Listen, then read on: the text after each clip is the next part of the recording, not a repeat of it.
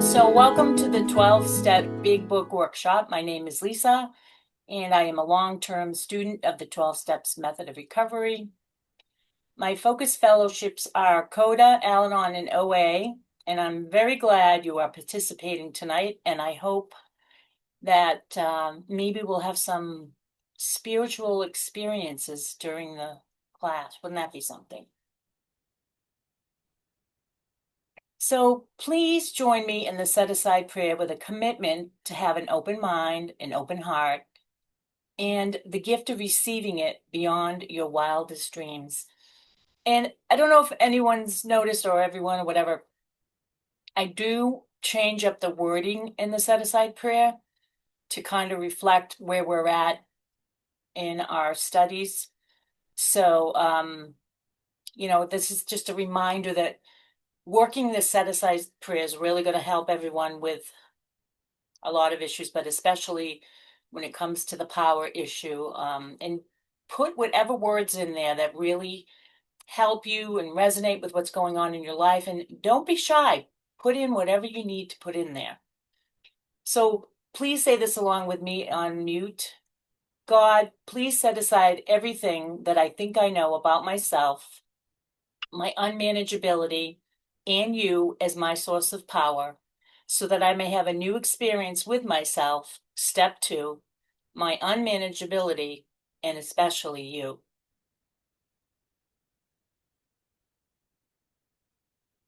So we're on step 2, which is came to believe in a power greater than ourselves, which is a choice about power. Step 1 was about our powerlessness, and hopefully you experience this in a broader and deeper way than you ever have before, at least in regards to your addiction, but more importantly, in regards to your unmanageability. Regardless whether you are abstinent or not, and regardless of your relationship with your addiction, it does not matter. Our inability to navigate our own lives, reality as we perceive it, effectively is what this is all about. So restless, irritable, and discontent, those are our symptoms. And I do what I don't want, and I don't do what I want to do.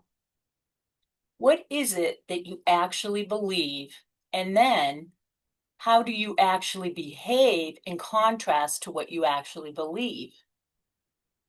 Is there a power greater than ourselves? What does it mean to be restored to sanity?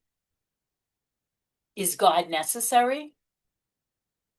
Is there a power that is necessary? And is this power available? Just some questions you can ponder as you're searching for your higher power.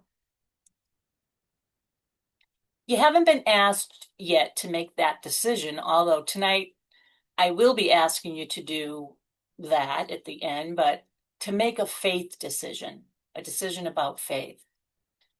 We encountered the beginnings of it on page 47, where Bill talked about willingness to pray, the set-aside prayer. Whether an agnostic, an atheist, or maybe you still don't even know what you are, but you are at least willing to mouth the words or have the thoughts and intentions of an open mind and an open heart. And Bill says that is the cornerstone. That opens the door just a crack so that the light can come in. This is what we call willingness. Even if it's just a crack, we got to start somewhere. This willingness, or a willingness to be willing, which might be remote, but we saw that this is a cornerstone, a decision about my concept. On page 53, Bill asks us the key question. God is or God isn't? What is your choice? What is this organismic life force that flows through our universe that brings a seed to a sapling? What makes the world go round? What makes your world go round? Is God or God isn't? What is your choice? Have you given it some thought? We've been talking about this now for a couple of weeks, and might be time to make a decision or make a choice or to commit to something. So we'll give it more time, but we are going to head towards that direction. So who is God? Not a textbook definition, not from your religion, not from your sponsor, not even from the big book, not even the big book. Is it an infinite, immaterial being? Bill says on page 55, the answers to the questions of where and how to find this power are to search diligently and fearlessly and think honestly deep down inside, which is a shortened recap of those two paragraphs. Both paragraphs confirm how searching and thinking and how it is deep down inside, and that is the only place this energy, this life force, this organismic dynamic resides.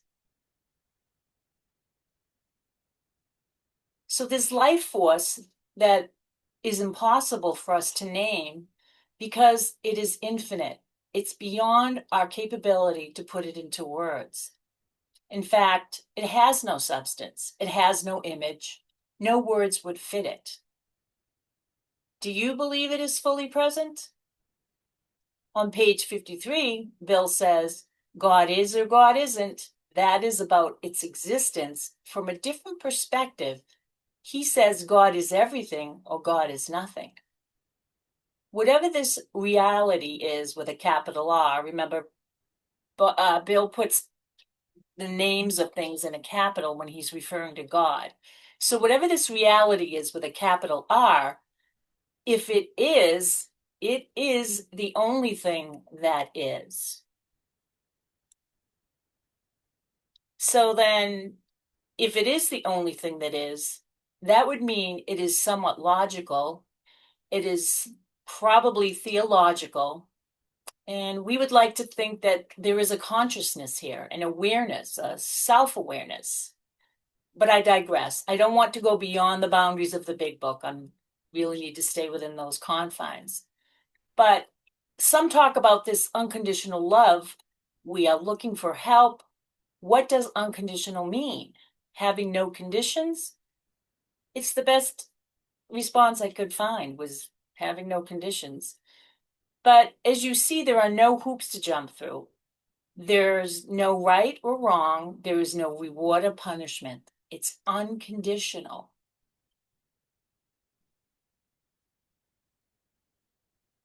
So if this reality is everything, it doesn't need anything at all. At least that is the human logical way of understanding it. If we look at unconditional and human affection, it is nice, but it is not attainable because by nature, we are material finite beings. In contrast to what is on our screen here, we are not fully present. We are very distracted. We can't be everywhere and know everything. In fact, we know very little.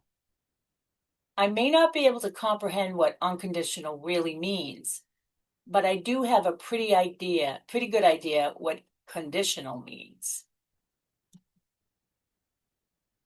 So in comparison to this power, we are not fully present because we are very distracted and we can't be everywhere and know everything. In fact, that we know very little, and that is part of our problem.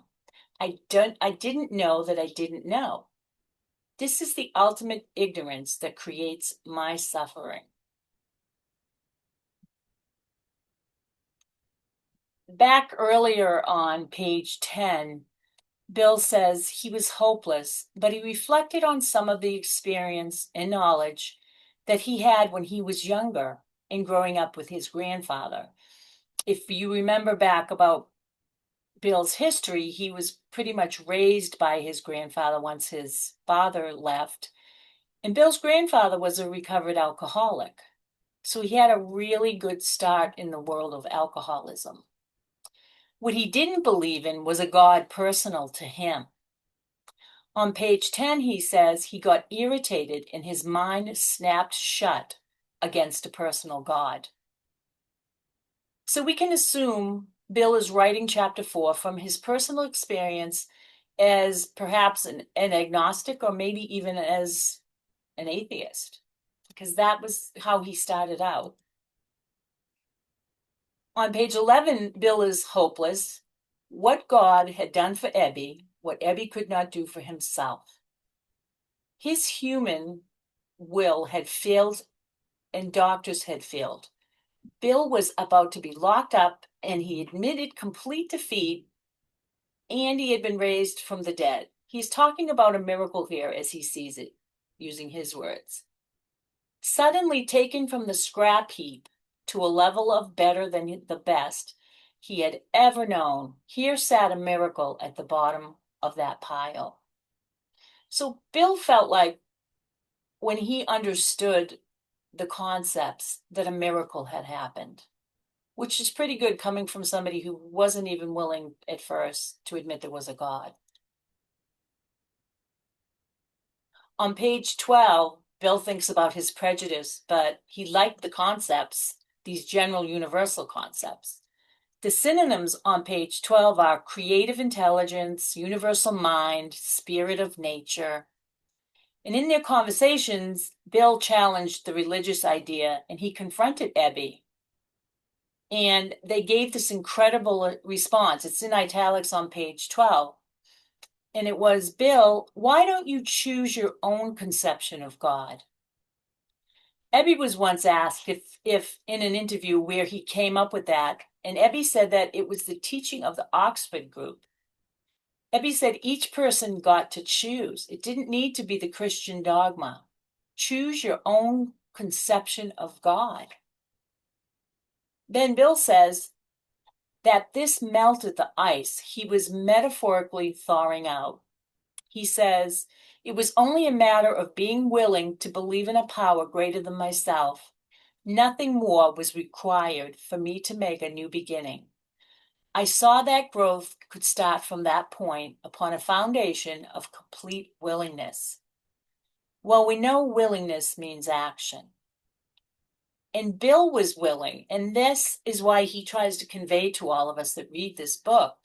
If you just consider being willing, or even willing to be willing, it opens that crack in the door where the light came in the previous slide. That's all willingness might get you at first, but it's going to get you in the room.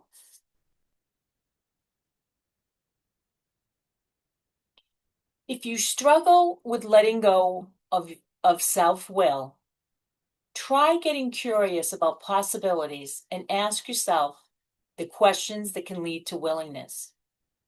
Is it possible that taking new actions might bring new results? Is it possible that you can doubt the process and do it anyway? Another important way to show willingness to let go is to get on your knees to get your own attention, not God's attention, meaning that the act of kneeling in prayer can serve as a spiritual and psychological tool for self-reflection and inner growth. The act of kneeling is traditionally seen as a sign of humility, reverence, and supplication to a higher power, such as God. But we are going to do it a little differently. We are going to get our own attention. It can infer that the true benefit comes from the internal focus and humility that kneeling can inspire. The act can be a powerful way to quiet your ego and reflect on your own needs, feelings, and moral compass. It's a very powerful position. So try this for a few months. You will soon realize that your life is getting better. You're working your steps, you're doing 10, 11, and 12, and you will see your relationship with your higher power start to blossom. This is likely contrary to your feelings or inclination if you are feeling hopeless. But upon a foundation of complete willingness, you will build what you may have seen in others. Bill said, the scales of pride and prejudice fell from his eyes, and he reminisces about his time in Europe in World War I. He had an experience that opened his heart up to the possibility while sitting in a cathedral. But he says on top of page 13, worldly clamors distracted him. Sadly, as soon as he left Europe and the cathedral, he left the experience behind and picked up drinking again.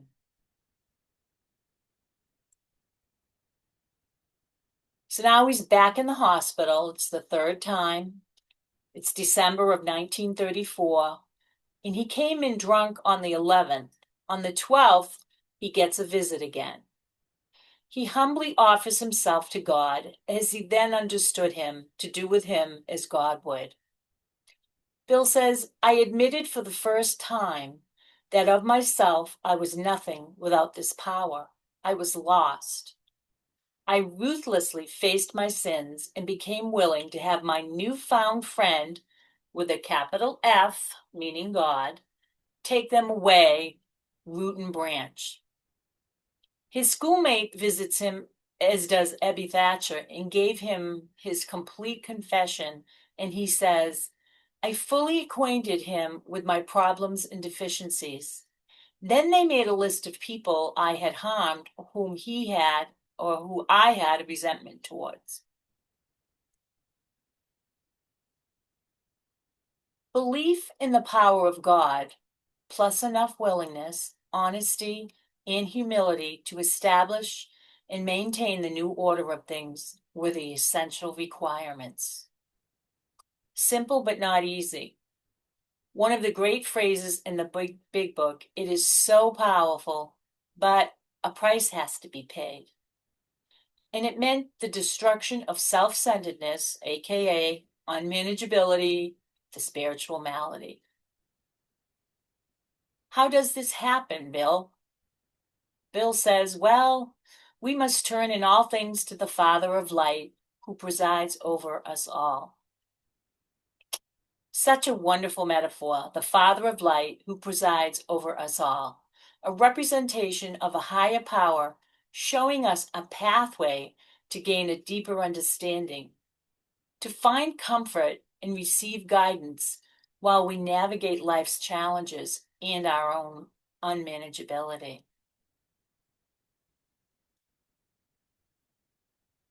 So back to Bill.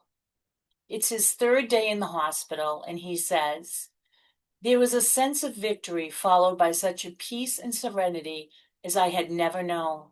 There was utter confidence that I felt lifted up, as though a great clean wind off of a mountaintop blew through and through. He continues with, most men come to God in a gradual way, but his impact on me was sudden and profound. That is why he called it a spiritual experience in the first writing of the big book, especially step 12, having had a spiritual experience, but he changed that in the second printing and put appendix 2 in the back of the book because he knew that most people won't have that type of experience. And most people I speak to have not had that type of experience. You all probably remember my parking lot experience, which couldn't hold a candle to a mountaintop. But it's comforting to know that you don't have to be looking for this phenomenal mountaintop movie going type of situation. It might not feel like that. The point is to get to the place. It doesn't matter where that tremendous place is.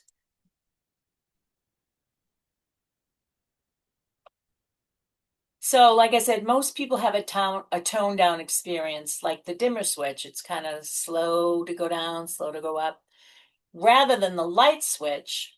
But Bill's insight is profound. Not only did he know that he had been permanently changed, but also that alcohol was removed. He knew intuitively, and it was instant in that moment. This is pretty profound considering it was his third day of detoxing that he had this experience. So how did he do that? Still detoxing. So this is pretty remarkable in that it went to the core of his biological and psychological change. But he also had the second insight that he needed to carry this message to other people. Bill says, my friend had emphasized the absolute necessity of demonstrating these principles in all our affairs, particularly that it was imperative to work with others. Bill said, faith without work is dead. If an alcoholic or addict fails to perfect and enlarge their spiritual life through work and self-destruction, through their spiritual life through work and self-sacrifice for others, he could not survive the certain trials and low spots ahead if he did not work. He would surely drink, and he drank, and if he drank, he would surely die. Then faith would be dead too. With us, it is just like that. That was what Bill said about that statement.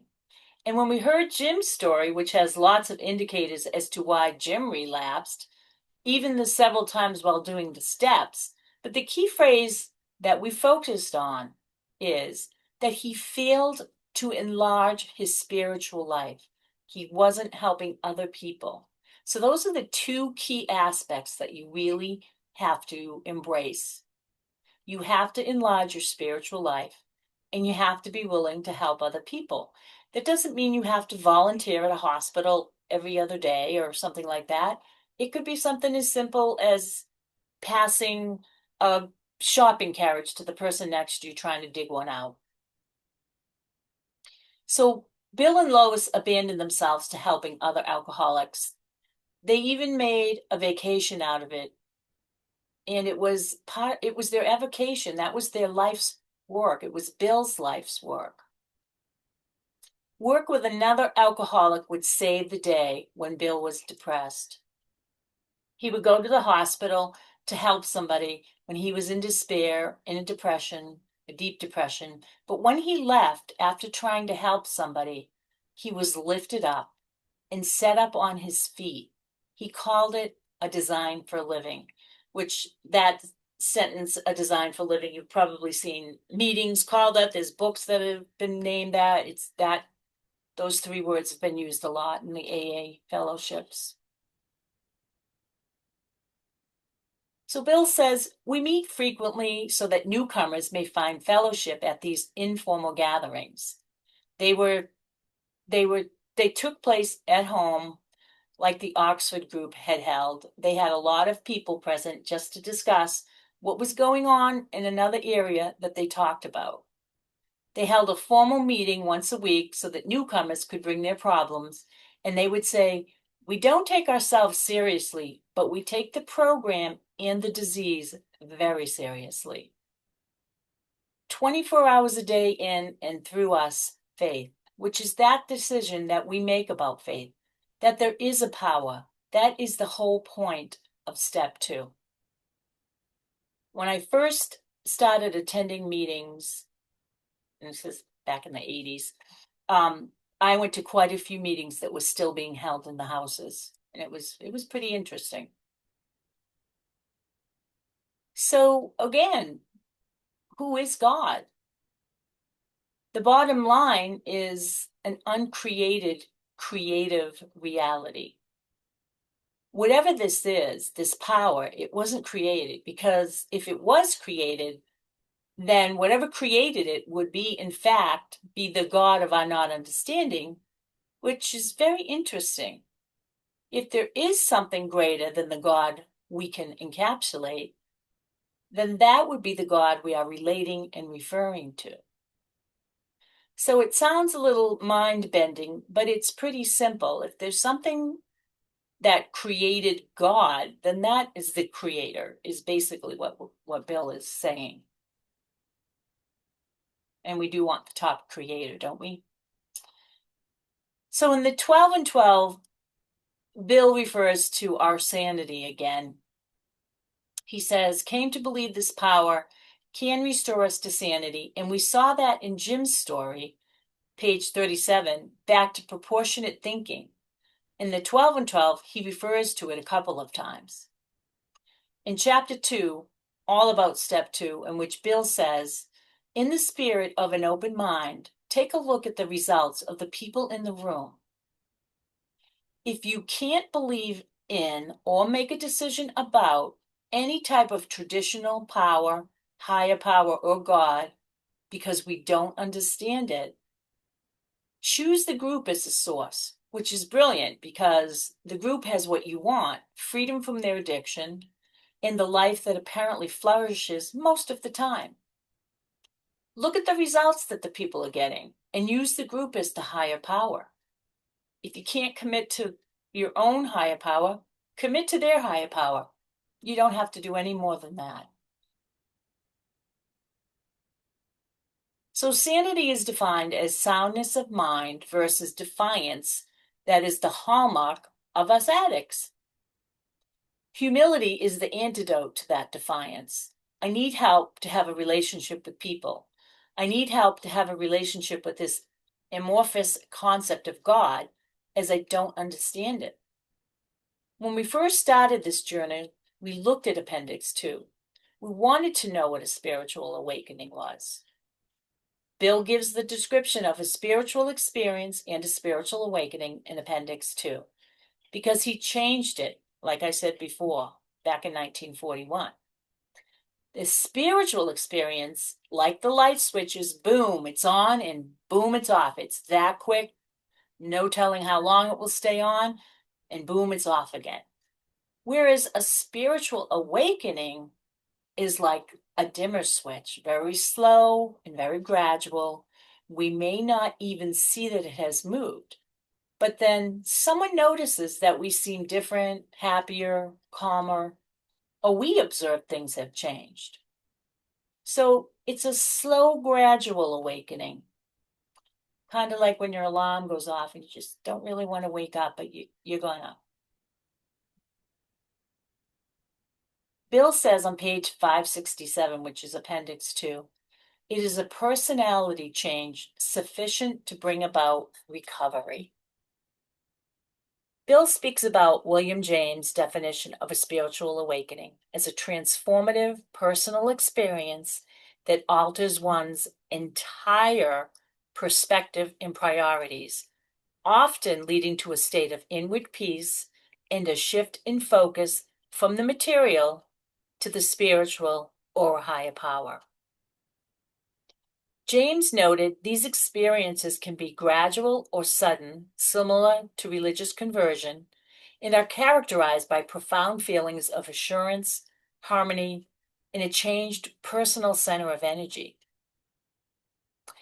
Then there is the promise of the 12-step process, and the last paragraph on page 57, which says, we undergo a profound alteration in our reaction to life, and that this change could hardly have been brought about by myself alone.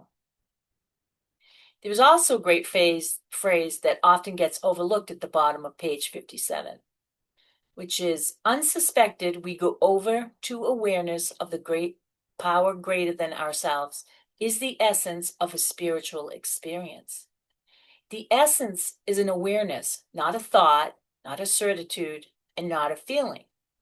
Just an awareness of a powers present, something beyond our own power. So let's think about step 11. Improve my conscious contact. We're talking about awareness, not as a thought, not as an accurate description, not a defined word, and certainly not a feeling. It is great to have a feeling, but as we all know, feelings come from biochemical reactions based on our perception. Our feelings can be positive or our feelings can be negative. They can also be neutral, or there could be no feeling at all. The spiritual life is not connected to feelings essentially. In fact, feelings are a trap in our spiritual lives, especially for addicts who would like to feel good all of the time and avoid feeling bad. We need to honestly face our problems in the light of our experience. We can recover provided we do not close our mind to the spiritual concepts. We can be defeated, he says, by intolerance or belligerent denial. Willingness, honesty, and open-mindedness are essentials of recovery. They're indispensable. So that's willingness, honesty, and open-mindedness. So where and how are we going to find this power? Bill says, with this attitude, search diligently, search fearlessly, think honestly. And he then says, you can join us on the broad highway. With this attitude, you cannot fail. What attitude is Bill talking about? Let's use a small sailboat metaphor for attitude. So on a boat, the attitude is known as the roll, heave, pitch, and yaw. And it must be accounted for in the positioning of a sail, and the mast of a sailboat sets it up to catch the wind, to power the boat with the attitude. Thinking honestly with an open mind, searching diligently with some sense of detail, searching fearlessly, that is taking the risk, stepping out into the chasm, a leap of faith. That is our invitation in step 3, which we are getting ready for. Step 2 is just the decision about a power and that it does exist. I am choosing that it does, and I act like it does, even when I am struggling with my doubts, because that is faith and that is my decision. That is my final answer.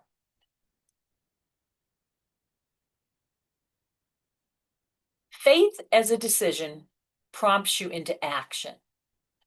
Faith without action is dead, was said by James the Apostle in the Bible, appearing in the book of James, meaning all talk and no action.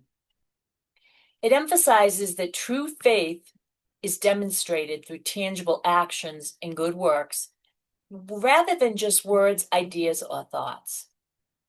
The comparison to a body without a spirit as being dead highlights that faith needs a spiritual life or works to be truly alive and active. And that's where we want our faith to come from now. A lot of us felt like our faith had died in our religion that we carried around like a ball and chain for so many years. It just wasn't alive. We weren't feeling that energy of the spirit. If you are, obviously, this doesn't apply to you, but a lot of us struggled with our childhood or our misconceived notions about God and how it relates to religion or not religion. So he thinks he is in meditation now, and he doesn't know he isn't because he doesn't believe in God. So he is in discernment. A thunderbolt, a great thought comes. It wasn't his thought, as he is hearing it, thinking it, experiencing it. Who are you to say there is no God?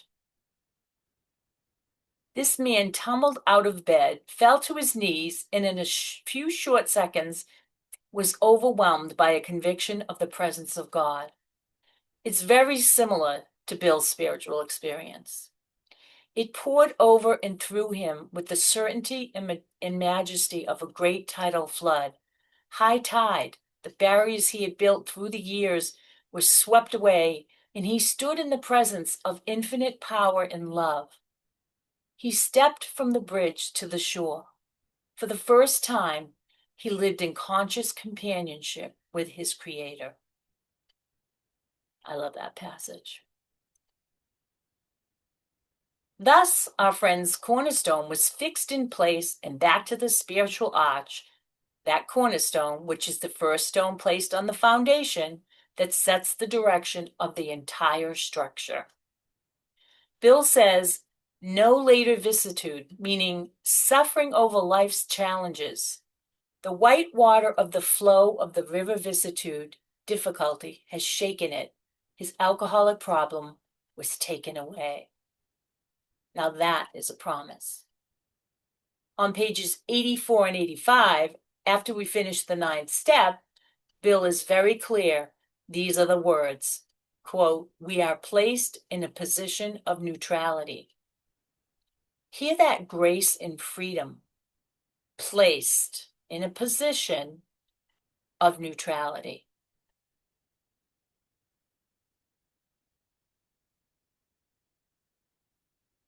This doesn't mean he isn't tempted. He has the thoughts, but he doesn't have the crippling obsession, which comes from the will. Listen to his distinctions here. Save for a few brief moments of temptation, the thought of a drink has never returned. He has temptation, but not the obsession. A great revulsion that he has. He cannot put his hand on the hot stove anymore without remembering that it burned him. This is now his definition of sanity.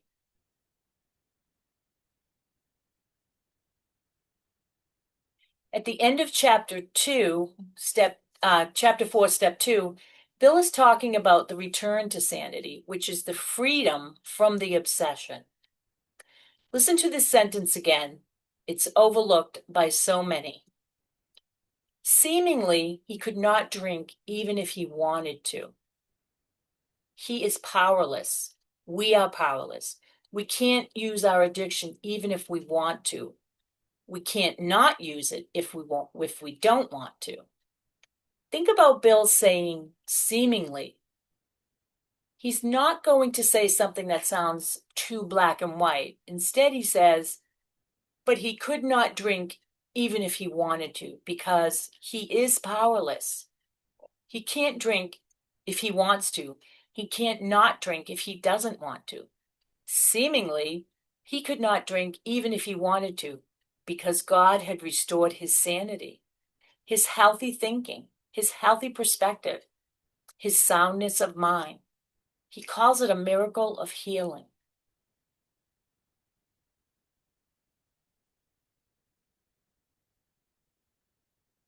Circumstances made him willing to believe.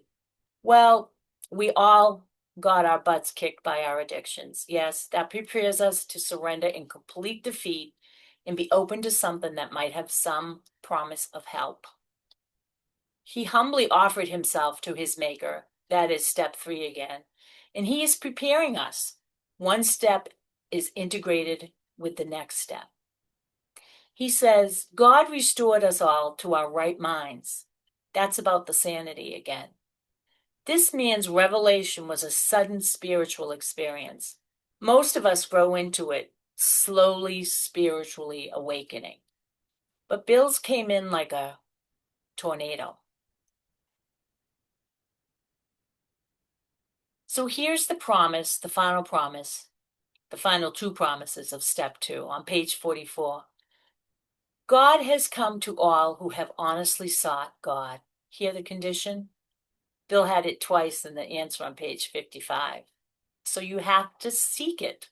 There is a condition. Search diligently, search fearlessly, an act of our will, an act of our faith that gets translated into action. The second promise at the end of page 57. What is this but a miracle of healing? Yes, its elements are simple. Circumstances made him willing to believe. He humbly offered himself to his Creator. Then he knew. When we drew near to God, God disclosed himself to us.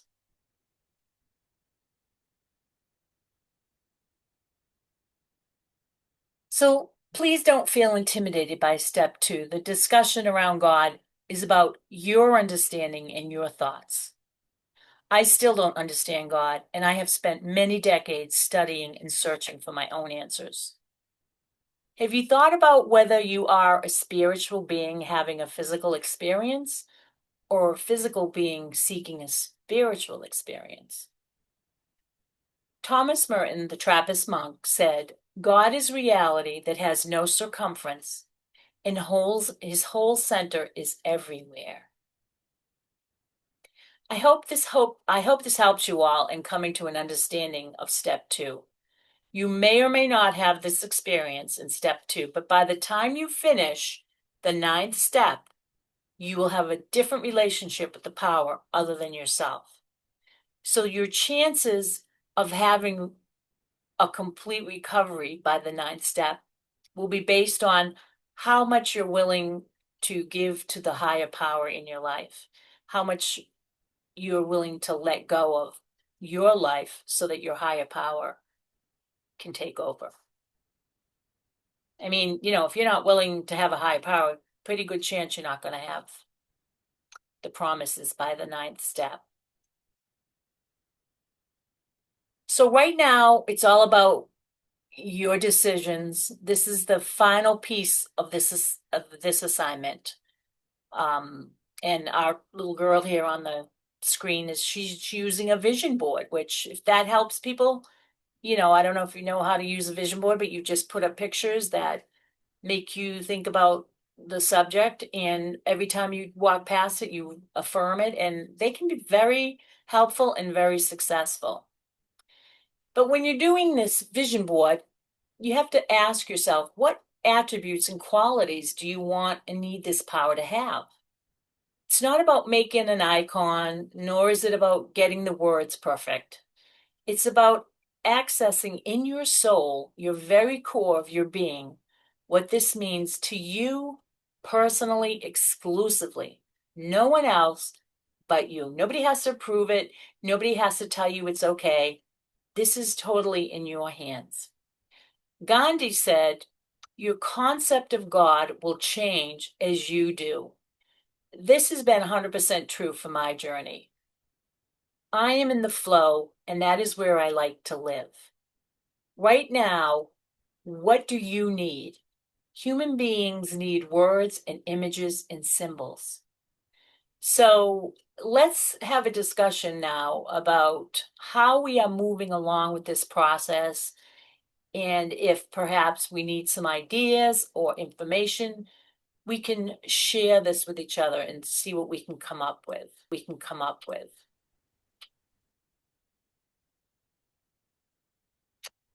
All right, so anyone that's done some of this work already,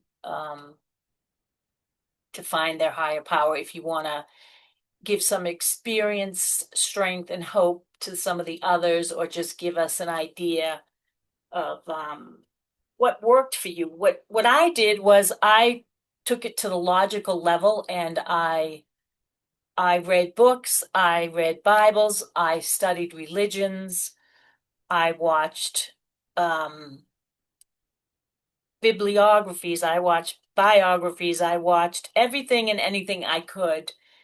And I also spoke to a pastor, a minister, a priest, a lot of different people within different churches, because I wanted to, at the very least, find the commonality between all of the different religions.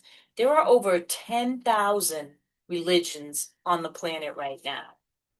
And what I found that every religion had, in one way or another, no matter what they called it, was God. They had the concept of God, a higher power, a higher being that they would pray to or do rituals to, or whatever it is, that there is a higher power that does govern, with the exception of Buddhism, which Buddhism claims to not be a religion, it's a consciousness.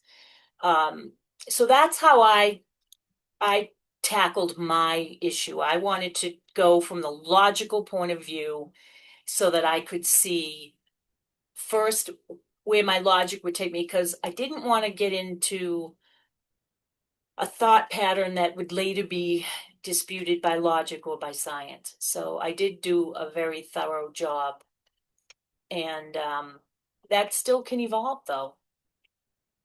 So, Sam, why don't you go ahead and I'm unmute? driving, so I was thinking about not distracting you and turning off my video. Whatever works for you.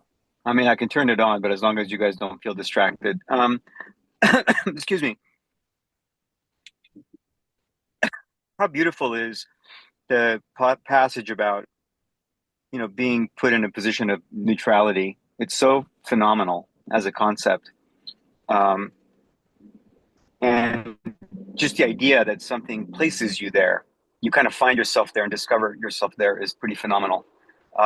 And I have had moments of that, and I want to share how I tiptoed around it. When I initially got introduced to this work, I had made no sense of it whatsoever. And in fact, I would show up to meetings and completely disregard the conversation about God whatsoever.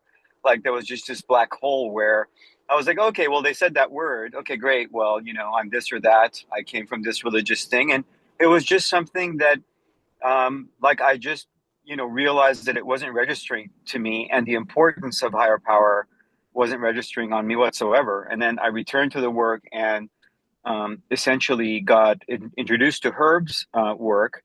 And in that work, I was desperate enough where I steeped myself into just the recordings mostly. I did Joe and Charlie while I was on bike rides over and over and over again, Herb's videos, whatever I could find to just kind of steep myself in the language. And I realized that my pathway, well, and in one of the passages, I was reading a little bit of spiritual stuff as well. And I was like, maybe I should look at Judaism because that's how I started out. And I was introduced to this concept that the word Torah in Judaism translates literally to the unfathomable. And I started to kind of go, okay, well, okay, that's interesting. It would be very humble to kind of, as a human, where we want to figure everything out, to just uh, admit that there was a concept called unfathomable, meaning that something was beyond understanding and grasp. And I was like, okay, well, what puts me in that state? And I realized that for me, music does it very easily. And so I was like, okay, well, what if I were to imagine all of the sounds that the universe makes simultaneously, the sounds of reality in a way. So it's like stars are being born, there's black holes, there's billions of uh, aliens trying to make babies, like that has a sound. And then, there's taxes, like the guy, you know, punching away your tax. So all of the sounds, and I would get on my knees and I would try to just keep adding sounds and adding concepts of sounds to my mind until I felt a sense of essentially cognitive overwhelm. And that would start to paint this kind of perimeter feeling of what the unfathomable may feel like. And it was the beginning of me creating a relationship with higher power. It's fantastic. I love that because it's such a visual, of actually using your physicality, through the music to really feel the power that flows through it. Yeah, it was really great being put in this to kind of um, induce in a sense, try to induce awe when I'm completely in unmanageability, and then try to sit and go, okay, we're going to try to evoke awe, not in a church where it's really easy for me, actually, like if I go to like a, reverent space, because there's so much baked in energy there. But how do I do it in my like apartment? So, um, so yeah, there's an area where I kneel, and that's where, I do a few minutes of forehead on the ground every day. And that was the beginning of me uh, trying to evoke this feeling. Now, do I do it all the time? Because I mean, it sounds like I've got it made. I just want to put the caveats in there that I stopped praying, most of last year. I um, am revisiting my relationship with God again. And I just kind of wanted to come in to, you know, share the experience more than anything. But it's not like I'm out of the woods and I've got it figured out. Yeah, but the idea was to tell us how you got there. So you've gotten there, and that was extremely helpful. You just have to remember to keep going back. Yeah. And I think what I do is when I am in unmanageability, there's a part of me that is actively choosing not to reach out uh, to the divine. And then as soon as I do, I'm very blessed that I feel like I have a, very like, let's say, hyper reactive channel to, to God. So when I do have the courage to reach out, I find that it is ready for me and waiting. But what's really weird is to notice the part of me that just refuses to pick up the phone and call, even though I know that help is there. and that it's like really digging in to stay in unmanageability, even though I know the steps that it takes. And that's really humbling, to be honest. You know, Hmm. like how can I criticize anyone else when I'm not doing the very basic thing that makes me feel amazing, you know? Right. Isn't that is amazing when that ego takes over and says, okay, we'll do it our way. You don't need this higher power and you struggle, but you keep doing it. But it's no different than the alcoholic. He knows when he takes that drink, his life could be shattered, but he takes that drink. Yeah. So actually it's that. It's knowing in the last few months, maybe you can say that the dip that I experienced, the disconnection from God, made it so that I kind of give advice way less because I was like, what use am I? You know, uh, unless I really see that hunger in that person's eyes, essentially, when you notice willingness in someone's teary eyes, like south of that, why do I bother with anything at all when I'm such a, bad case myself? You know what I mean? So it has made it so that there's some more peace in what I put in my bucket versus God's bucket. I'm like, more things in God's bucket. And my bucket is just try to reach out a little bit more, whatever I'm capable of. It's time to empty your bucket into his bucket and leave it there. Yeah, that's what I'm going to be talking to you about, soon. Sounds good. Thanks so much. Thanks, All right. Hi, Kit.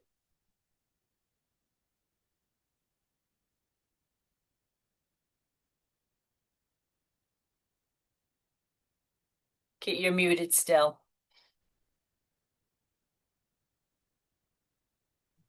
Sorry. I'm Kit, and I'm a food addict, and I've been in FA for about 17 years. Um, I had a belief in a higher power when I came into FA. I did not pray regularly. So the first thing I tried, I thought, well, it was hard for me to imagine how I'm going to have this constant contact or frequent contact with God during my day. So I decided I was going to set my alarm for every 2 or 3 hours, and and but that just made me crazy. That did not help me a bit. But over the time, because that to me, my praying in the morning, other than getting me organized and getting on my knees, was not, the faith was there. I did believe, but I did not feel like I had uh, any kind of a conversation going on with him. But I'm definitely the slow type. But over the years, the continual, and they told me to pray in the same place, which I do. Um, that has really helped me. I now feel like when I pray in the morning that I'm like setting my compass to God. I feel like I have, and I do feel like I'm getting direction from him. It's not, it's a small whisper, and it doesn't happen all the time, but when it happens, I absolutely know that it's happening. Um, so I guess that's about it. I'm still working on it. It's never enough. It's never enough, no matter Well, how. you're evolving and your higher power will evolve. That's how it works. So as you evolve, it would be like if you were in school, you wouldn't want a kindergarten teacher to teach you sixth grade math. So you're going to upgrade and you're going to get closer. Not that God has to upgrade because obviously God is already everything. Right. But as you grow, so does your concept, which is phenomenal. And I'm glad what you said about the place because one of the things that really helps me when I'm feeling doubtful or I don't know where to turn, I live on the coast. And if I go to the ocean, the immensity of the ocean just does it for me. It's just, uh, I don't even have to say the words. That ocean just totally signifies what I'm looking for as a higher power. It's amazing, but it does work. So I like that you mentioned, that you do it in one place. I have a couple places, like I live also near a forest. In the forest, I can feel that too. Mhm. So for everybody, if there's a spot or a place that feels larger than what another spot might feel like, go there. Absolutely. Even though God is everything and God is everywhere, we're not everything and we're not everywhere, but we might need to go somewhere different for our sake, not for God's sake, because God's already everywhere. But for our own work, we might need to say, okay, I need to go into nature, shopping mall, whatever it is. So I really appreciate you saying that, Kit. Thank you.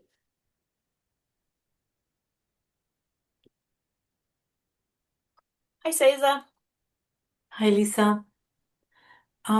So my concept of God is I've chosen the words Father of Light.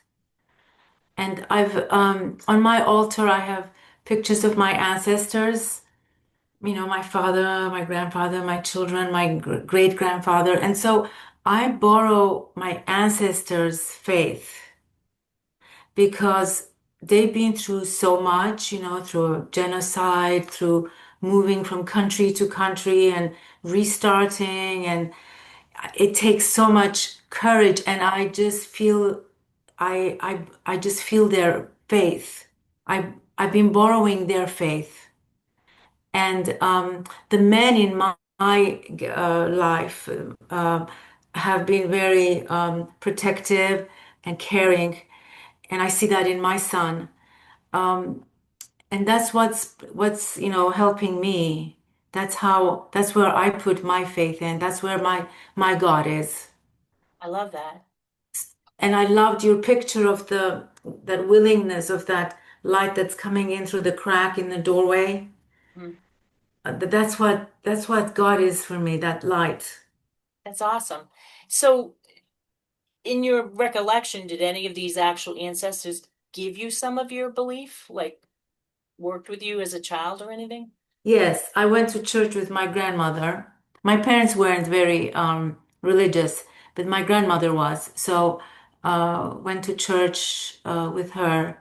Yes. I love that. That's great. So, thank you.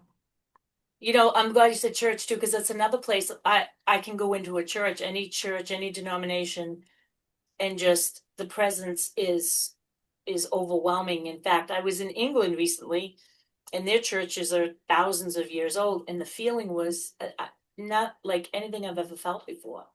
And I Yeah. had no idea what religion that was, but there's a history there, and there's traditions there, and there was a choir that was practicing when I was there, and that just that sound, all the senses came together, and I just really felt touched by that cathedral. It was phenomenal. Yeah, You like know, the Armenian churches, they've been doing the same divine liturgy for the last 2000 years. It hasn't changed. The exactly. sermons change, but the liturgy doesn't. And And that's important. You can't replace something like that. You can't take a brand new church and say, I'm going to put 2,000 years of history in your bookcase. It's not going to happen. yeah, So those places really draw me, those old cathedrals of the old churches. They're beautiful. Thank you, Cesar. thank you. Hi, Mark. Yeah, hi, Lisa. So I think the main thing that the first thing that I see around the addiction that I'm working on is that a lot of it, unlike my recovery from some of the other addictions, is more so of the variety in the back of the book. So I've had the light experiences with, like my primary addiction and but everything outside of the primary addiction has been mostly kind of like gradual, and what I've noticed recently, especially over the last 8 days, and I was just trying to think about it as I was listening, and was that I've had more kind of like serendipitous kind of things happen around. I'm working on like my financial recovery with y'all, and I've seen like things like I got like an extra check in the mail like yesterday, and then I had that kind of thing happen last week too after the session. I've had things like that. And then with the exercise that we were asked to do around uh, God, I have a sort of like established kind of faith, but because of a lot of basically family thinking and even thinking I see in you know my established religion, like I've had to expand again my conception past, you know, what, maybe is like the faith of my aunt or, because there's just a lot of lack and limitation that fosters my addiction. And I see it fostering the addiction that I'm working on in my family members and their behavior. And I can't, and I think what I get clearer and clearer the more I come in and show up with y'all is just that I just can't take on that kind of limiting thinking.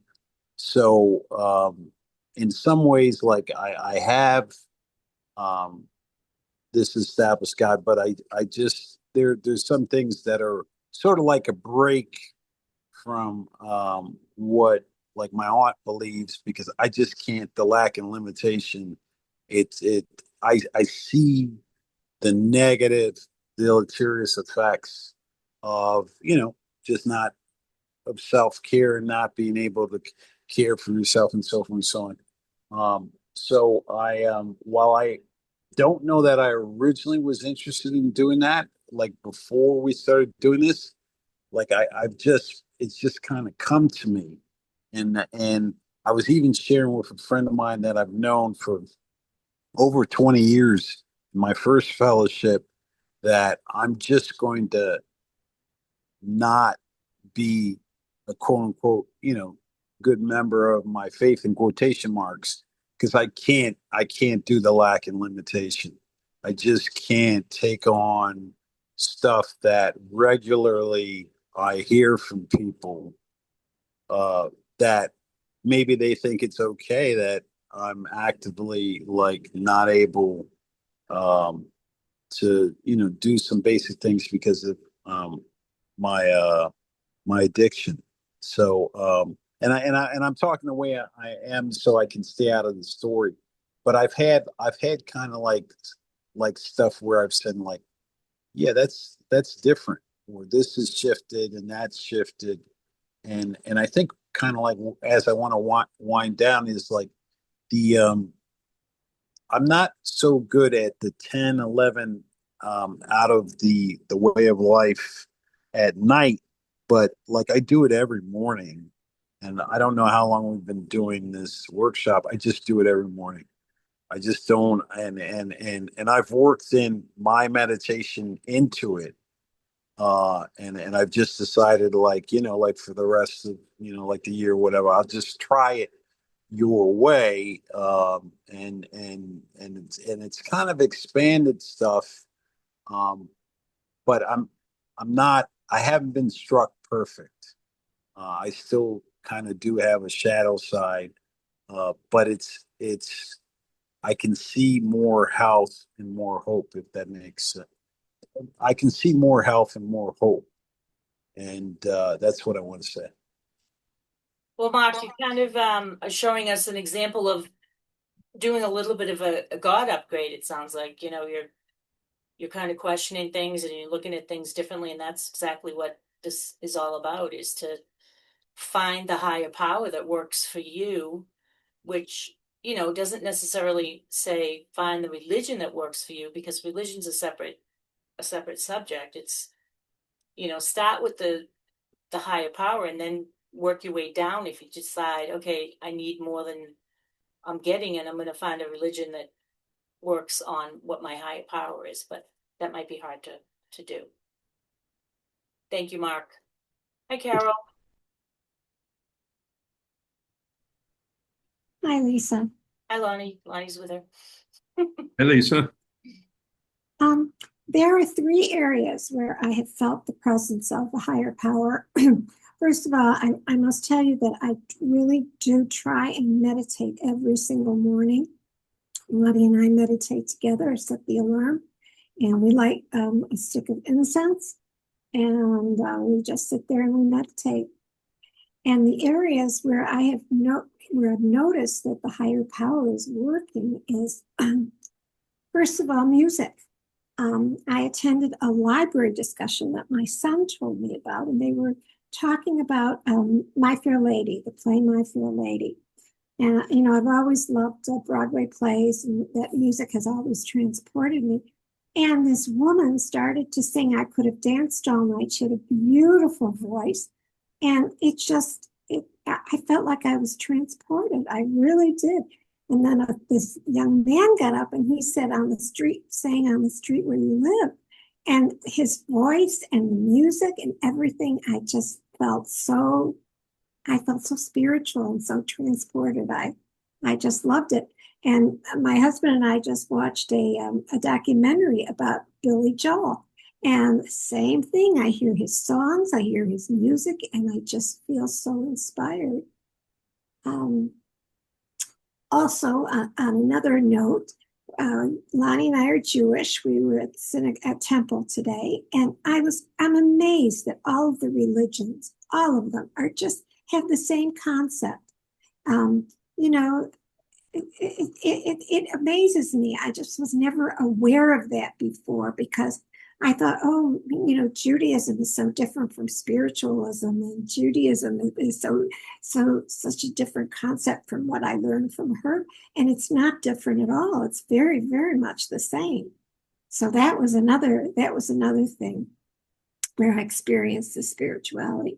And then the third one was the flow.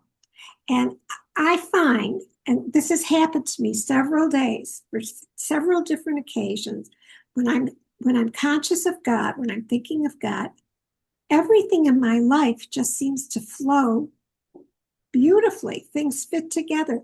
I've been very much involved. I own single family homes that I rent out. And this year it's been a tremendous expense. My houses are falling apart, and I've had to redo roofs and all kinds of different projects going on. And it just seems like when I'm thinking about God, when I'm thinking about my higher power, things just flow naturally. Like my electrician will call, and then my tenant will call, and then my plumber will call, and it will all happen, you know, in just the order that it's supposed to happen to make it more convenient for me and for my tenants. And that's happened several times. And it's just awesome to me. Just awesome. That's wonderful. And I love that you're in the flow and can express it that way, because that's the goal, to get in the flow, you know. And I forgot about the music piece. Music can do it for me too. And eventually everybody's effort is probably going to be mine, because I do honestly believe God is everywhere and in everything. So yeah, I'm sharing this with you. The music, the sounds, you know, it's like when you go into those churches with the organs, and you can feel it in your bones. That's right. It's just a fantastic place. And yeah, I'm thrilled to hear that you're in the flow, and I hope you stay in the flow. Me too. Just keep focused. We can focus on all the crap that's happening, or we can focus on our higher power. It's really a choice. And focusing on what's going on isn't going to do it any good, but focusing on the higher power might make things a little different, or certainly will make them look differently or look more manageable. Yeah. So that's the goal, to, you know, if you found like you're getting into these places that get you into trouble, you switch over to the higher power thoughts. Thank you. Thank you, Carol. Thanks, Lonnie. Stay in the flow, okay? Absolutely. Meditation is great. Yeah, that's great that you guys do it together. I mean, wow. That's Help phenomenal. our relationship. It really has. I'm sure it does. It helps everything. So if you're going to do it together, that's even better. Give each other a poke if you miss a day. Thanks, Lisa. Thanks, guys. Hi, Irene. Hi, Lisa. Hi. Thank you. Thank you, everybody. Okay, so I'm one of those that came to the 12 step with already a beautiful, great relationship with God. To the point that I thought that if in any moment I would perceive the 12 step program contradicting somehow, or asking me to do stuff that was not compatible with my religion, that would be a deal breaker. And of course, it didn't happen. It never happened. I had a very, very special situation, I think, in my life because I belong to a family that wasn't particularly religious. I mean, yes, we belong to a religious tradition, but they were quite wishy-washy. And yet, since I was little, God made himself very, very present to me. He came to me. I didn't have to do any work to him. And I really believe that that is one of the characteristics of God. And I really believe that 12 steps is exactly one way to which he reaches to our people. So when I joined the program, I had this beautiful, my God wasn't a punisher, wasn't just there trying to enforce impossible moral laws, etc. It was a beautiful, loving, merciful, embracing presence. So to me, though, it's amazing how being in the 12 steps has absolutely enlarged this that was already somehow great. Absolutely enlarged. And I'd say that three things I want to underline. The first is what came very clear to me since the beginning, that even with me saying I have a great relationship with God, I realized that food was in between. And that really, no matter what I say that I love, trusted, etc., every time I had a problem, a joyful, terrible, difficult, whatever moment it was, really, I go to the food. And that for me was clear. And why? Why not to God? Well, because the food was there available. Who knows where God would move, okay? Instead, the food was there and fix it immediately. Instead, God is not into fixing. It's actually maybe leaving the drama and the question open for me to move and to grow. So I remember clearly that I had to say, okay, of course I couldn't stop eating. I couldn't stop. I'm an addict. I can't stop it. But I remember every moment to say, I just really don't want this thing anymore between me and God. He has to remove it. I cannot remove it, but I really don't want it anymore. That was the pivotal moment for me. And actually, I mourned it after that. It was gone, and it wasn't there anymore, and how could I even live? Okay, but I had to make that step. I really don't want this thing between me and God. The second thing was that I had this relation, but as usual, everything was chaotic because life was crazy because of the substance, and so I had no discipline in articulating concretely my relationship. And I think that's crucial because somehow we feel, well, yeah, but there is God there, you don't need that. It's not true. If you don't practice a relationship, you don't give space, if you don't cultivate, it's not going to grow. I mean, it's there, but it's not there in the end. So I am again extremely grateful to the 12-step program because it made it very clear to me that I needed a discipline, and it was very much the 11 steps, prayer and meditation. And for me, it's a non-negotiable thing in every with my sponsees, with that. That's the one thing you have to do. I cannot fix you. The 12 step is not going to fix you. The meetings are not going to fix you. The tools are not going to fix you. The one that can remove the addiction and put you in a position of neutrality is God. And we need to go there. in one way or another. And I love the steps that very mercifully the big book does with people that don't have it, like me, for example, that they were graced with that since the beginning. So, and the third thing for me that the 12 step made very clear is then I choose to trust God fully. Not kind of, not what if he's not gonna put me in a position of neutrality, not like, yeah, is it gonna happen? It hasn't happened yet. Maybe it's not really gonna happen because maybe I'm very bad. That would be my thing. Yeah, no, it would happen if I was good, but I'm not good enough for it to happen. To drop all the nonsense and say, well, I want to stay in a position of total trust. No, not, but it's my fault, but it's not him, it's me, or stuff like that. I think these three things made really that thing that was already there growing, growing, growing, and is still growing because I haven't done. And he hasn't done with me. He isn't done. So I will forever grateful because not only it didn't contradict or put me in an awkward position with my religion. This is a spiritual program, and that's the way it's supposed to be, but it's not contradicting at all. Actually, all over the big book, there is actually an invitation to try to go into the structure of a religion. It's not, it doesn't frown upon it. It doesn't say it's not necessary if you don't have it, or if you have a repulsion for it, we can still work that. But I didn't have to give it up. That for me was very, very comforting. And it was I was afraid of that at the beginning. But not only I didn't need to give it up, it wasn't even just a kind of living together of the two things.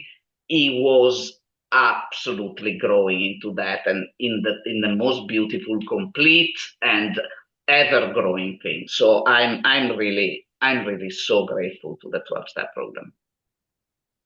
I love what you said about the decision to have trust, because that's kind of what we talked about tonight. It's time to make that decision. We have to make the decision about what or who God is to us. But that doesn't mean we make it and then it's done, it's over. I have to sometimes on a daily basis say, no, I'm not going to do things that way because I made a decision to trust in my higher power and I'm sticking with that. Like I have to sometimes actually tell myself, this was the choice I made and that's it. The choice was made, but the decision keeps getting made over and over again. Well said. But it seemed to me that in life, all the biggest things are like that. It's not, well, I love my husband. Well, I decide I love it, that done deal. You have to choose it every day that you love your husband. Yes. It's not that, okay, I'm serious with my job. Well, I'm serious. You have to choose every day that you're serious and you do God will. It's not, I'm a person that does God will, so done deal. So there is that aspect that, in fact, that's why we need prayer and meditation and 11 step and 12 step, because these things need to be re-chosen every time, and it doesn't just last by itself. It's a re-decision daily. Absolutely well noticed, Lisa, for sure. Yep, I totally agree. Thank you. Thank you. Hey, Rochelle.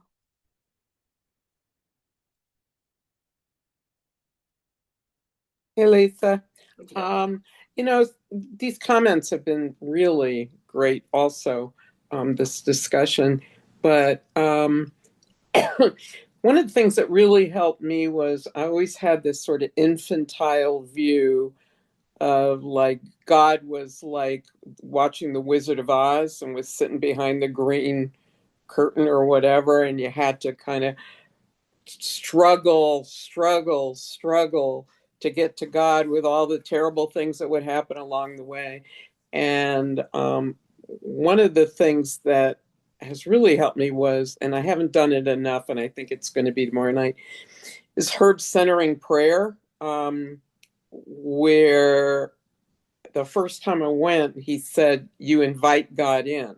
Like, I'm not going to see The Wizard of Oz and it's a struggle and maybe God won't, I won't get to see the wizard and whatever, but that notion that God's always there and it's up to me to make a space and invite him in. And that was like amazing to me. And whenever I've done those sessions, and logged on and done them, I always feel amazing after the meditation part, just because it reminds me that God is always there, and he's all around, and all I have to do is make space and be aware and invite him in. And so for me, that's been real powerful. But this has been another great session. Thank you so much.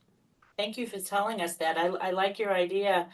The centering prayer, that it's actually tomorrow night because I just got the email. For anybody Right. that's listening, Herb K does a centering prayer on Wednesday nights, I believe at 7 p.m. Pacific time. Right. You go on his website and see it, but it's really, I've had some phenomenal experiences with that centering prayer. It really gets you there in a fast way. I love that. Thanks for the reminder, Risha. Mm-hmm. Hi, Kristen. Hey there, everybody. I know we're kind of at the top of the hour here, but just wanted to say hi and just really appreciate everybody's shares. It just reminds me that everybody's experience of the higher power is so different. And I love that about, and really, Herb, it's just so helpful because he really opened up that idea that there is no one right way to have a higher power, you know. And sometimes I've been to some meetings, you know, more like strict big book meetings and things where it's almost like you have to do it a certain way, even though they say you can have your own concept of God, but there's all these musts and you know, you have to do it this way. And I guess I'm just, my own spiritual life has just been such an evolution over time, and it's always changing. And it just really helps me to realize that there is no right or wrong, but I have to keep it really simple because, you know, just all the issues going on with my health and things just feel so overwhelming. And so for me, it's almost like if I can't like sit and do meditation for a long period, but it's like that idea of all through the day of just letting, you know, higher power or that spirit to join me, you know what I mean, whenever I can, to just when I can take a pause to say, you know, okay, I'm here.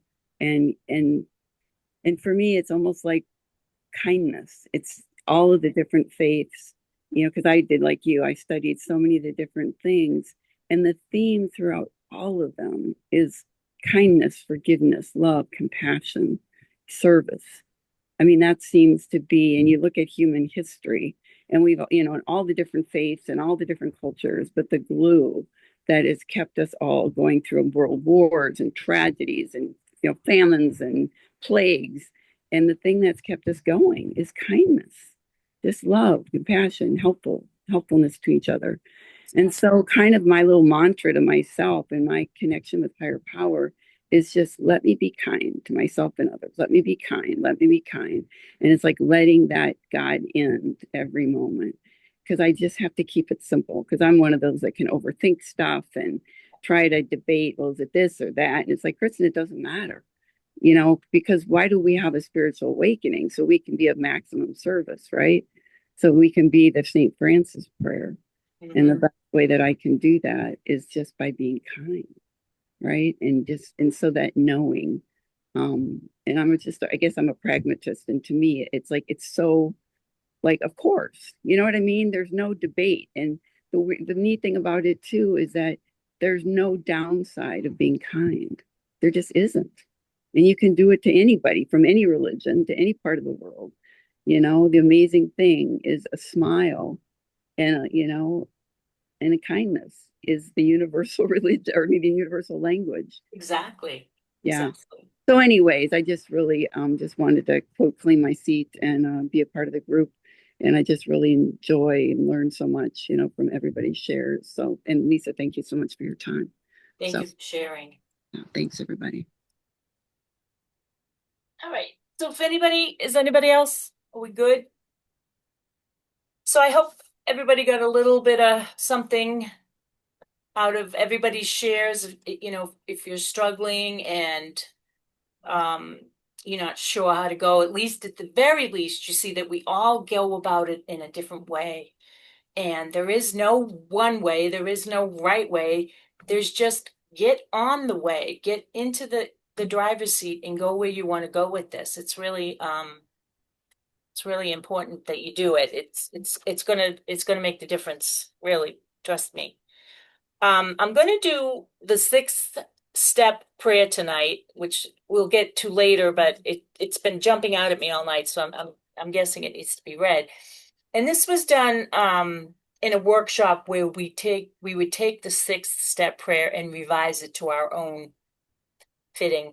But I'm just going to read it from what I had written. So it's, my Creator, I am now willing that you should have all of me, 100%, positive and negative.